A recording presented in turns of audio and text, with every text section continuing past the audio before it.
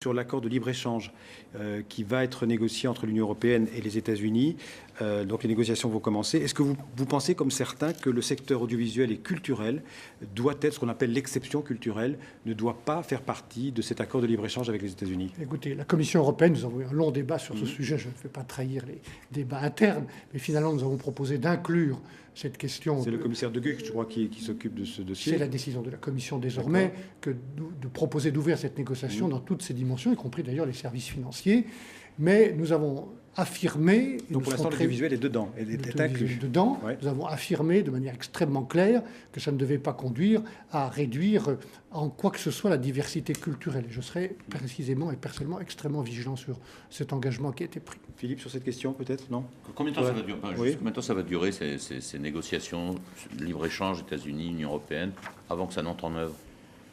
D'abord, il faut qu'elles soient conduites, ces négociations. Ça peut durer un certain temps, comme avec le Canada ou d'autres pays. C'est une question de volonté. J'entendais le président Obama, j'étais à Washington il y a quelques semaines, dire dans son discours devant l'État de l'Union, il faut que cette partnership soit free and fair. On va traduire un partenariat équitable et libre.